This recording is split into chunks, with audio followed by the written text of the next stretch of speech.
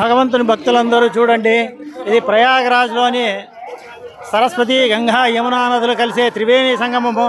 ఇక్కడ స్నానం కోసం మేము వచ్చినాం. మౌని అమావాస్య దాటుకొని మరుసటి రోజు పాడ్యమి కాబట్టి ఆ రోజు పాడ్యమి నాడు తిథి యందు స్నానములు ఆచరించాలని మేమందరం ఇక్కడికి వచ్చినాము.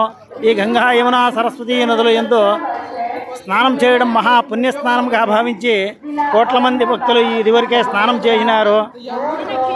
మేము కూడా స్నానం కోసము ఆ భగవంతుని యొక్క కృపా కటాక్షాలతో, ఆ బ్రహ్మం గారి యొక్క అనుగ్రహంతో ఆ సంగమ స్నానం కోసం వచ్చి ఆ భగవంతుని సర్వదేవతలకు తర్పణలు వదిలి ఆ దేవతామూర్తుల అనుగ్రహంతో మేము ఈరోజు ఇక్కడ చేరుకొని మేము ఇక్కడ నదీ స్నానం చేయుటకు నదిలో ఉన్నాము.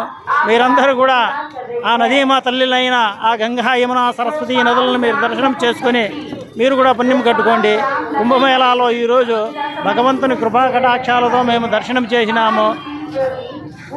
మళ్ళీ ఇటువంటి కుంభమేళా వచ్చి మహాకుంభమేళా 144 సంవత్సరాల తర్వాత వస్తుంది అన్నారు. కాబట్టి విశేషంగా అధిక సంఖ్యలో భక్తులందరూ వచ్చి ఇక్కడ సరస్వతి గంగా యమున నదుల యందు స్నానములు ఆచరించి పుణ్యస్నానములు చేసుకొని ఆ భగవంతుని యొక్క కృపా కటాక్షాల కోసము ప్రతి ఒక్కరూ తాపత్రపడుతూ ఇలా నీళ్ళలో మునుగుతున్నారు. అందరినీ ఆ పార్వతీ పరమేశ్వరులు సర్వదా సర్వవేళల యందు కాపాడాలని కోరుకుంటున్నాను నేను కూడా.